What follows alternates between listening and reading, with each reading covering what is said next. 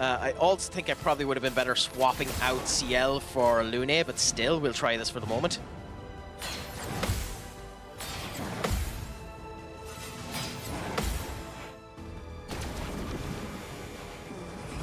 You rat bastard!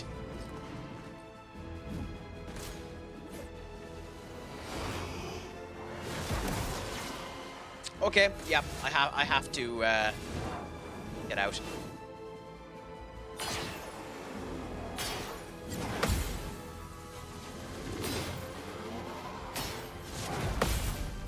Because I have to get out and I have to end up doing Lune because I'm going to die a lot in this fight.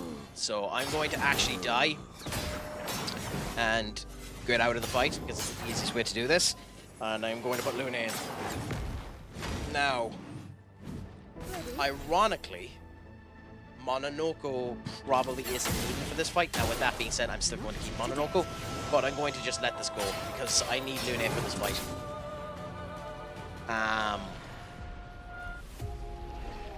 Holy crap! That, honest to God, is an epic looking boss. And one I'm probably not going to finish tonight because I have at most a half an hour left. Because I work in the morning and boxing tomorrow evening and I need to get some sleep.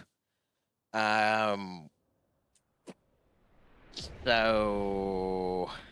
Well, I'm still going for a bit, Duck. But we'll see. Oh, I'm not finishing yet. I'm still going for a bit. I'm just saying it. Let's see. Okay. CL remove Lune in.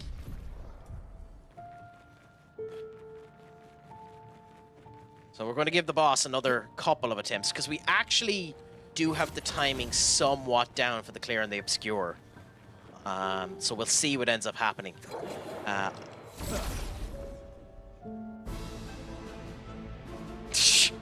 God, I don't think you'll ever see me doing a 24-hour stream. Not when I'm a contractor, anyway. Because I'll always be working the next day. Maybe there's the most chance you'll end up getting a 24-hour stream out of me is on a weekend, and even at that, it's unlikely. Yeah. Okay. So 1, 2, then do this. Ooh, so we've done quite a significant amount of damage there. We've Stalic punches. Okay. I mean, craic is an option. Forgot about that. Okay, so we're doing good damage with him, and now Lune.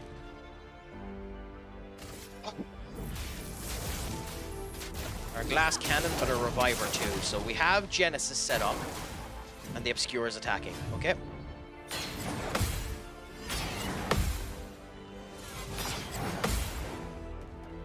So it spins around and around, and there, good.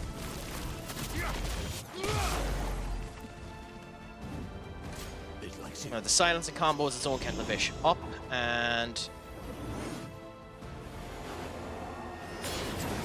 there. Okay, the timing on that last one, I should have been screwed, but still.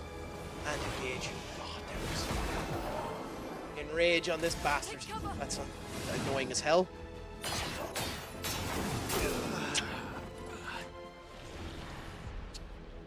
Okay.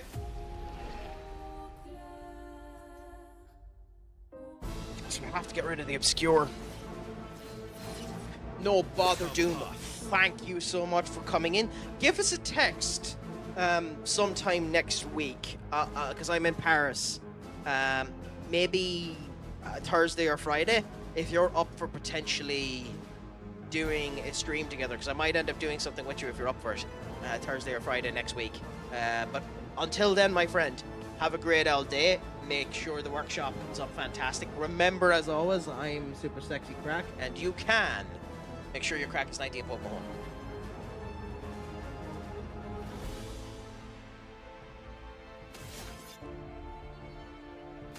Okay, so we need to try and kill you. Get you out of the way. Ignore the Obscur for now and go and get you out of the way, because that enrage is going to cause us massive problems. Holy crap, could you imagine? Could you imagine if they ended up doing that? That actually sounds semi-epic, to be honest.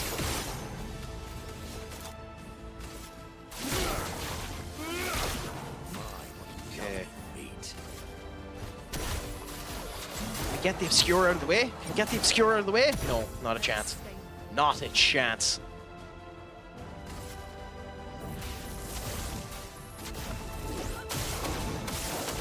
Yeah, not a chance. Okay, let's do this again.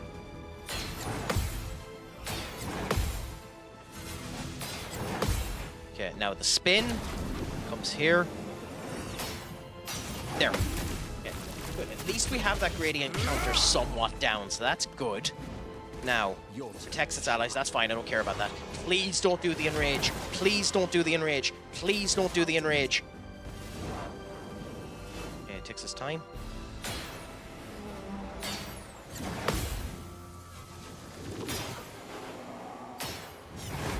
That's so slow that it almost screws with your timing. Please don't do the enrage. Please don't do the enrage. Please don't do the enrage. Good. I'm not gonna even try. Got this jump. Fine. Okay, so the Genesis is almost guaranteed to take you out, but I'm also not going to near take the risk. So, I think... Actually, do this. Then, we have 9. Do Phantom Stars. This should do a lot of damage.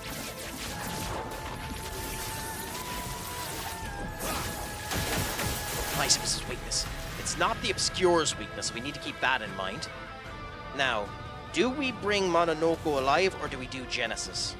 I think we do Genesis and bring Mononoko back alive next turn if we survive it. But I think we do Genesis now.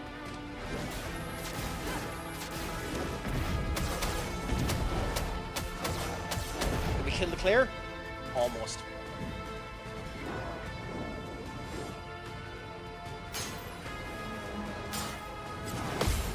Okay. Click, click. There. Okay. I'm shocked that timing worked. Absolutely shocked that timing worked. I think we have this.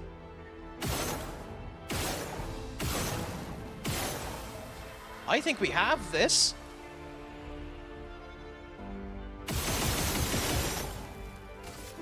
Maybe I'm being too excited.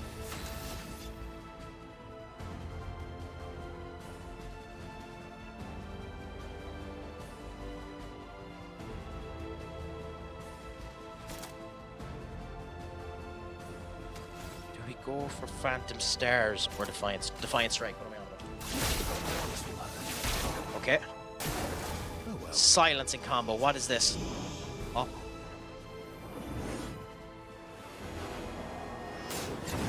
Okay. It was worth. We perfected all of that, so we could have survived it, but that wasn't worth the risk. I actually think we don't worry about Mononoko. I actually think we don't worry about Mononoko, we just go with Lune. Okay.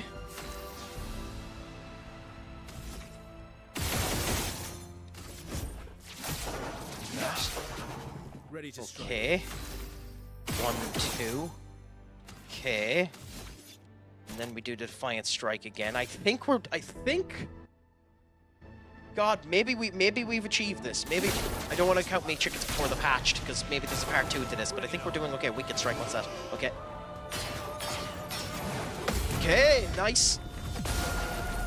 Okay, I got rehealed off of something there. I have no idea what, but I got rehealed off of something there. 1, 2, and then attack.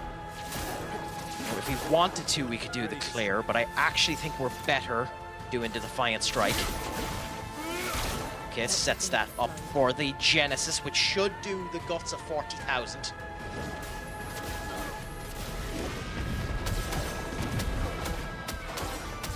$65,000 and an attack. Okay.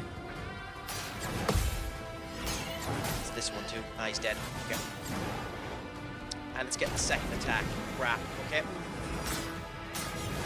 Okay. Okay. Okay. Silencing combo, we're just going to try and dodge this.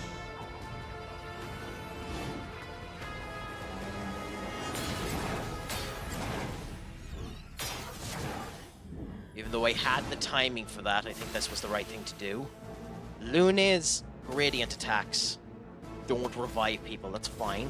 We could do elemental trick, but I think the rebirth is the right way to go. Do it immediately on Verso. Up you go. Let's finish this. Okay.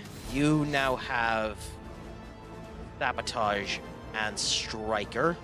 I think we do Striker on you now. It's 999. Didn't apply the mark though. Weird. Then we go all the way down until we're at 3. Okay. Shit. Okay. Doesn't matter. Okay. The Obscure is attacking again. We should be fine. We know this attack. Okay.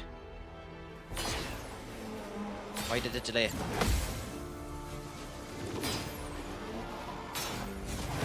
Okay, we're fine. I don't know why it changed the attack pattern, but fine. Ready to strike. Okay, okay.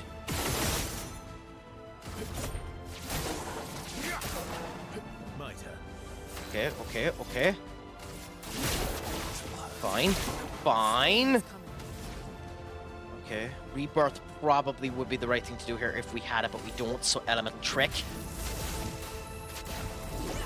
Next turn we have the Genesis if we survive to it, and we win. We win if we get to the Genesis.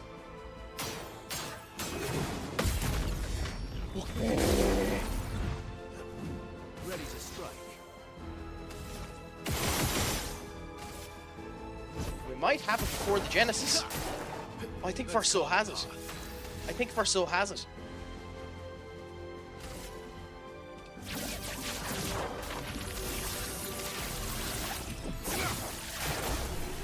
Yes!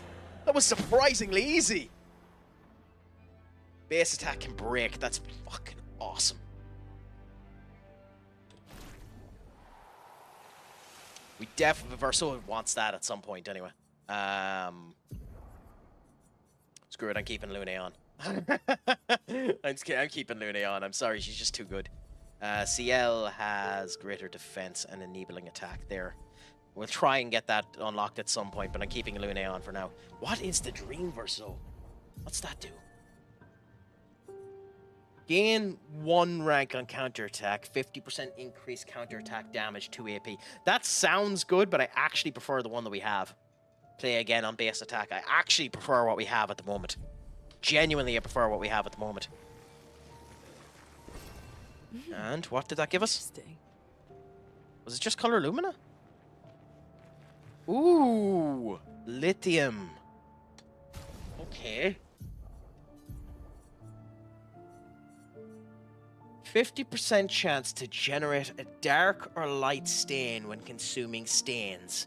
Deal 50% more damage per active dark stain.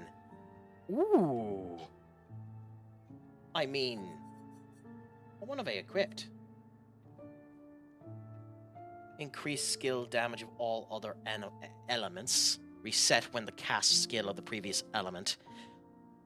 If no stains too random or generated. I mean, that's doing a good job for us, but I actually don't mind this. I think we try this for a bit and see how it does.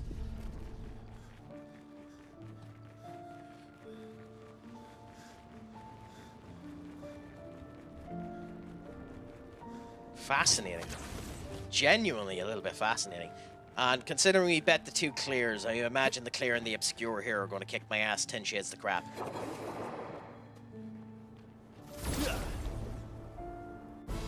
I guarantee you this will probably kick my arse 10 ways to Sunday.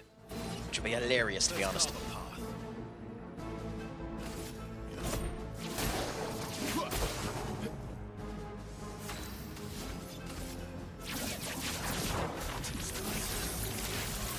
Let's have fun.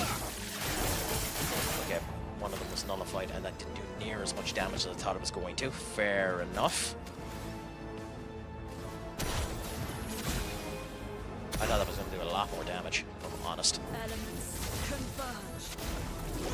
Okay, you are... You reach. Okay, and it doesn't rage. Beautiful. Beautiful, beautiful, beautiful. So now we need to dodge 2 of its attacks.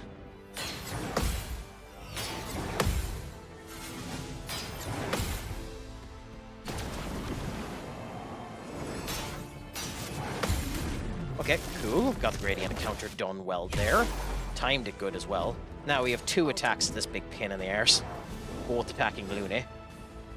1, 2. There. Okay.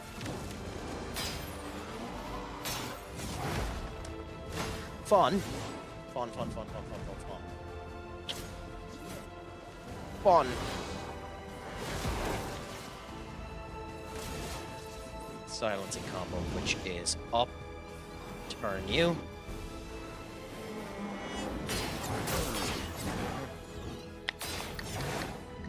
Yeah. I should have went for the dodge instead of the, I should have went for the dodge instead of the parry there.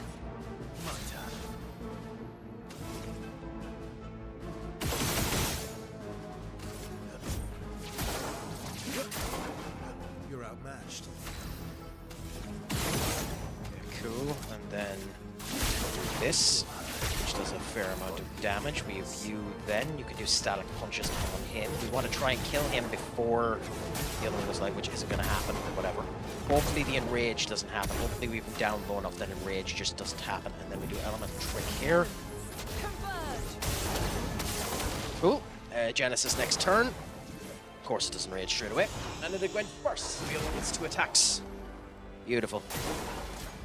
Attacks, and of course it went for Lune.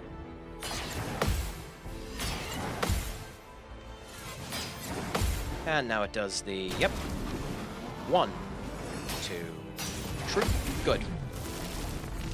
Timing well, hit it back, heal myself, and now it does the weakness strike, which is boom, boom. Timed it wrong, they're dead. Just a wee bit too late. Early, sorry, not late. Wee bit too early, but that's how the cookie crumbles, unfortunately, sometimes. Boom, and boom. My turn. Then we go, and nope, not yet. We go 1, 2, cool. Then in Istan, we have a problem. I think you meant Houston, but what's the problem, my friend? Can the crack help you? Can the doctor end up coming out and giving you any support? Although I don't have glasses for Dr. Crack in front of me, so... Even my family members. Why? What did they do? What did they do? How can the crack help? Please don't do the enraged. Please don't do the enraged. Please don't do the enraged. Okay, exhaustive combo. Good. Jump. Good. Okay. I think that might be the first time that I've ended up seeing that bit of the attack. Telling me to stop FM, is it? Or what are they telling you to stop? You know, you're doing this a lot, making me try to assume. Starting new FM says, yeah, that makes more sense. I figured it'd be something like that.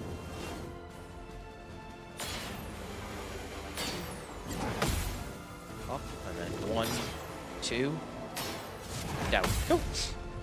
Got the nice counter, and we have Genesis coming next turn, which in theory could kill. Could, being the operative word.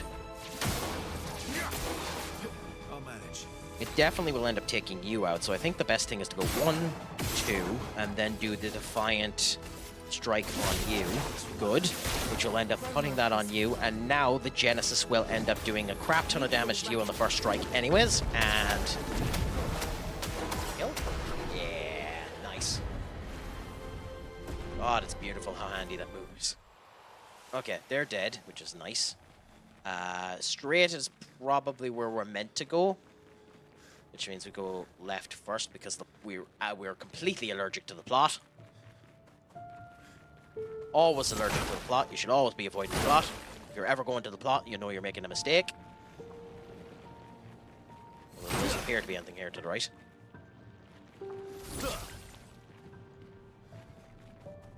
At least that's typically the way in JRPGs.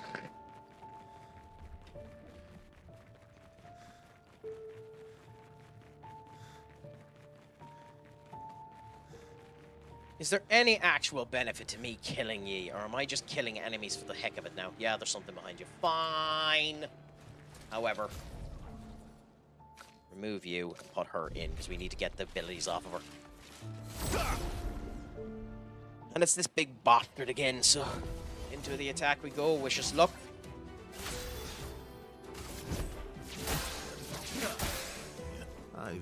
lived through worse. Is this the right move? I think both of these will be weak to it. Yes, this might have been the right move. I mean, do the U, I suppose.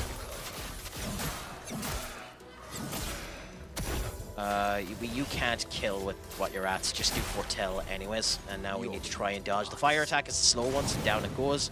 Up you come, swing, dodge, up, and dodge. How did I ever? Boss one is the fast one, so swing. Yep. See, there's a delay, but it's fast, so you need to be able to do the dodge straight away and delay, if you bloody believe, if that for the sense that makes. Ready to strike. Okay, so screw it. It does hit both of them. Go on. I don't know if it's actually the right move to continue to go for the Phantom Stars, but screw it. It does appear to be. It does hit both of them for the guts of 20,000 damage, so. Sweet tasting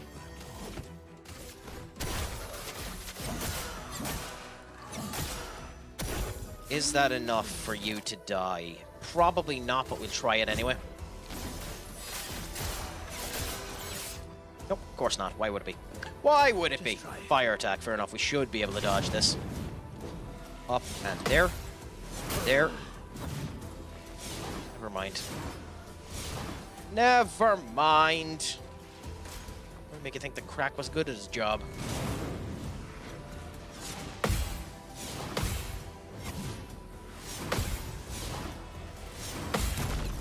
Would make you think I was competent at playing these games. Would make you think that I actually am somewhat competent at all at doing video games in general. Just kill the fucker.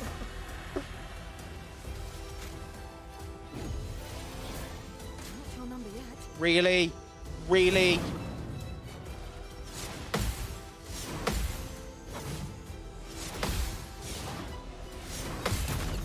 Come on, this could kill. No, but fine, then this will. What a waste of a revival tint. If I knew Verso wasn't going to get its turn, I wouldn't have bothered with the revival tint. Good stuff. Fair enough. By the way, the next flag I get is where I'm ending, so hopefully we'll find one soon.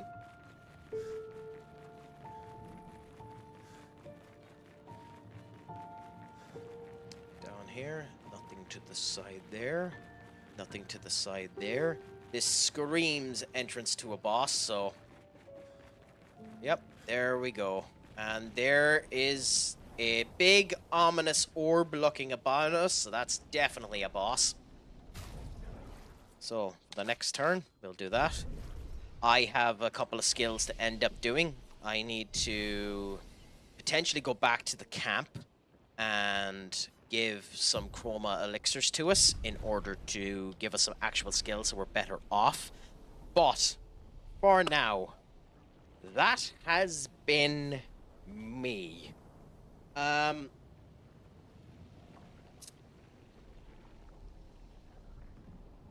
I will more than likely be back tomorrow to do a stream of this, because I'm still enjoying it at the moment, and I'm going to continue at it for a bit. And then we'll see what ends up happening from there. It has been a pleasure talking to each and every one of you today. I hope you have enjoyed the stream. Do feel free to end up leaving any suggestions of improvement or anything like that anytime you want to. And of course, a bloody bot comes in as I'm saying goodbye. It has been a pleasure talking to each and every one of you. As I'm going to set up a raid now for Twitch. So just while I'm doing that, I'll say the rest of the shtick to everyone else. It has been a pleasure talking to you all. Thank you all for the crack. It has been a phenomenal good time. Make sure that your crack is 90. As always, remember to schlong a fool and poke my home, my friends. So, stupid sexy crack and poke my home. So, send you over to Simus, who's still playing Clair Obscur.